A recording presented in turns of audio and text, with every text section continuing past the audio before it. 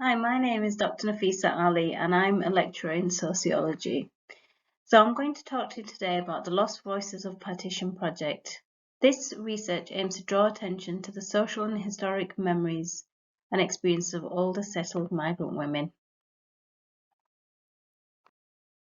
The Lost Voices of Partition project therefore aims to draw attention to the importance of traumatic or significant memories from the past, in this instance from the event of the partition of India and Pakistan, and explore the way in which events such as this shape aging across the life course through the construction of gendered identities in the present.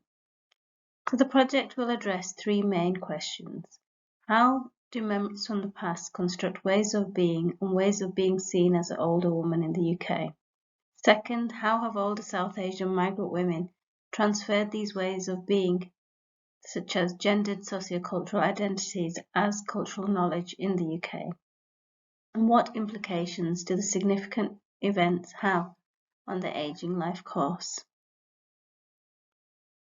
Just to start off with some background and some socio-historic context for the project. The creation of an independent Pakistan and India occurred in 1947. However, the trauma of partition and the significance of the event in which partition of India in 1947 led to the largest mass migration in human history, with an estimated 15 million people being displaced, was a truly significant event. The abrupt end of the British Raj in India and the creation of the new Dominion of Pakistan in 1947 resulted in women's bodies being targeted as weapons of war, where horrific violence and mass migration on an unprecedented scale occurred across and between both states of India and the newly created Pakistan. Approximately 100,000 women had been abducted and a state recovery operation was implemented by both governments. Yet this caused further distress where women at this time were targeted by state officials and were required, sometimes by force, to be brought back to the right side, despite some settling and having children and families in their new states. This has been extensively written about by Menon and Bassi in 1993 and Frischman 2010 and Humain and Sari 2017. Only 10% were ever found. The risks women and girls faced during this time were gender-specific and continue to result in barbarous torture, rape, abduction, and even death. The accounts and first-hand experiences from women and girls who experienced partition or were socialized shortly after continue to remain disregarded from social and historical research and literature, as has the overall acknowledgement of the experiences of the children of partition. Yet little remains to be known about the experiences of women at the time of partition, and this has been written about by Dider in 2000, Bardwaj 2004, Bala 2007, and Frischman 2010. But also there has been little written about the impact of early socializations across the life course for those who were young children or born shortly after this significant event.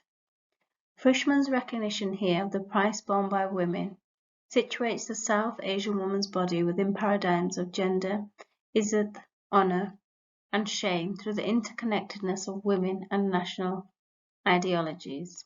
Frischman writes, in addition to seizing land, women's bodies became another location where a soldier could secure a foothold against his enemy. The foundations of the new states of India and Pakistan were built on the bodies of its women. As we've begun to touch upon the socio-historic context for older South Asian migrant women's early life course experiences from the partition of India and Pakistan and their early life course socializations, we now turn to early migration to the UK, where these women have now come to age and are experiencing later life and old age. For many women, their migration histories is often tracked through men's migration. Men migrated to the UK across several towns and cities, and many dispersed where they worked in several industries such as the textile mills, steel works, and other places. Some entered Newcastle, London, and other cities including and such as Liverpool, and then dispersed across and into other cities and towns such as Yorkshire. Here many men moved to work in the textile mills. However, women and South Asian women's migration tended to occur a little later. So men migrated during the 1950s and 60s. Women came to move and migrate to the UK, often with young children, in the late 1960s and early 70s. Ballard writes extensively about this in his papers, written in 1982, 1990 and 2002 and several others. But this has also been confirmed by West Yorkshire Statistics 2012 and the Office for National Statistics 2011. Despite this, as Saskia Warren notes in her 2020 book, South Asian migration did occur significantly earlier and dates back to the 17th century. In the 1960s and 1970s, South Asian women during this time of migration were typically described as followers. Written by Herbert and Roger, 2008. They migrated as a result of their husbands' earlier migration to the UK, and this cohort of women was significantly different to the others who have followed later, as many of these women, if not all, were married. Ballard 1982 describes this as a disproportionately large number of women of childbearing age and a correspondingly small number of elderly people who migrated during this time. This proportion has currently shifted and the women of childbearing age are now experiencing later life. Older South Asian migrant women were the first set of generational transmigrants who Schiller et al. 1995 suggests that the term is not characterized by displacement or the loss of roots. It is definitive of migrants being firmly rooted in their new country but maintaining multiple linkages to their homeland. The term transmigrant distinguishes that individuals may be attached to multiple structures as a result of their experience of migration, and further that individuals may carry cultural or religious affiliations from the homeland. They were also the generation who lived and experienced partition as young children or teens, and therefore the recognition of translocational positioning and the commitment to various social positions and locations allows for the consideration of how older South Asian migrant women negotiated and constructed not only their gendered identity, but also the way in which those who came after them also did too. As these women experienced age and aging in a society that was socially, culturally, and ethnically different to their homeland, in which they inevitably faced sociocultural conflict and tensions as a result of societal expectations of women's roles from the homeland in the place of migration and settlement. There is a need for a better understanding of how they have transferred their own understandings of sociocultural gendered ideologies across generations in the UK as a result of growing up and experiencing socialization of gender themselves during or immediately after partition. And this is something that we can still examine. And we need to connect the life histories of significant events and socializations of generations after this too.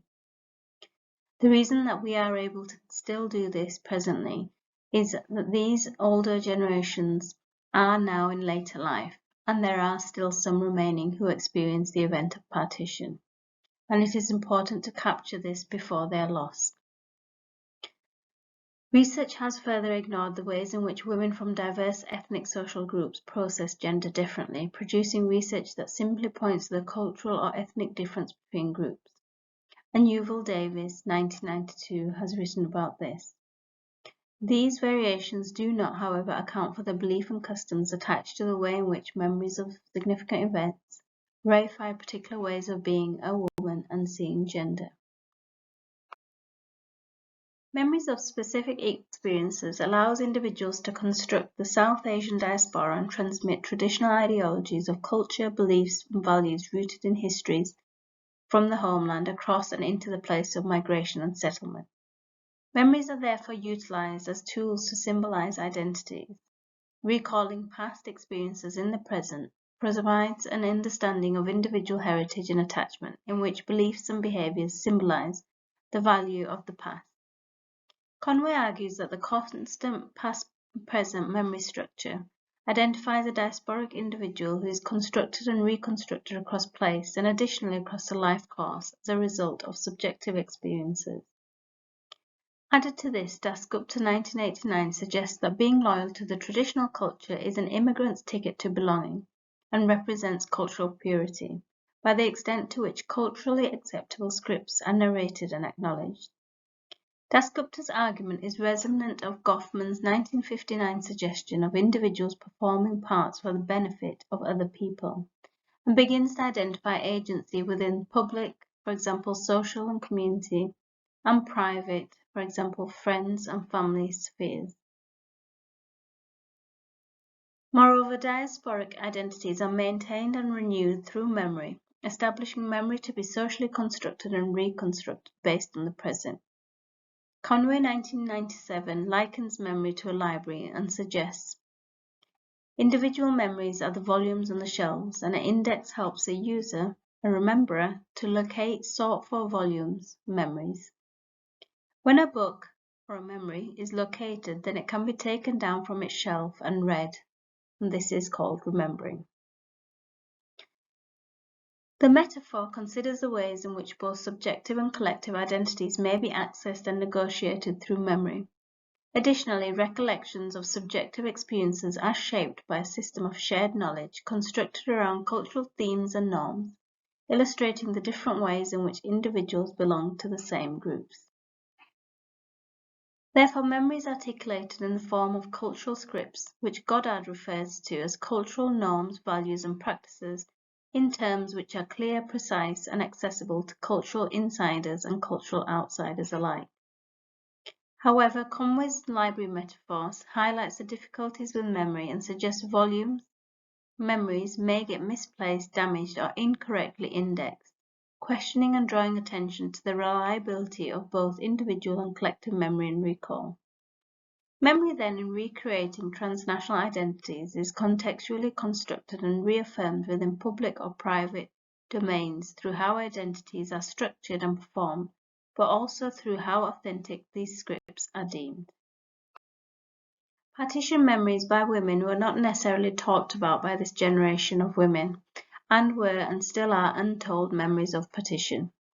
Often when partition was mentioned, it was not something they wanted to linger on or over and moved quickly on to the next subject. Hirsch talks about remembering to forget in relation to Holocaust memories and photographs, and recognizes how memories told through people's own narratives and memories enables memory and the ability to be able to work through it. Ray's 2012 suggestion of what, how, and why we remember also draws attention to the circumstances in which individuals remember, but additionally the reasons and purpose behind the memory being recalled or not.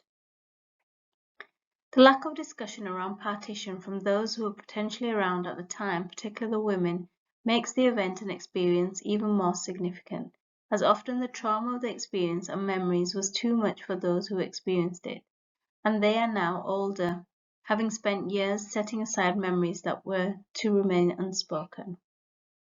Frischmann argues that women's bodies became another location when a soldier could secure a foothold against his enemy. The foundation of the new states of India and Pakistan were built on the bodies of its women. When the enemy abducted a man's wife, the husband simply replaced her with another. In order to restore his honor, he abducted his enemy's woman as an act of revenge. The transformation of the other from a human being into an enemy, a thing to be destroyed before it destroyed you, became the all-important imperative.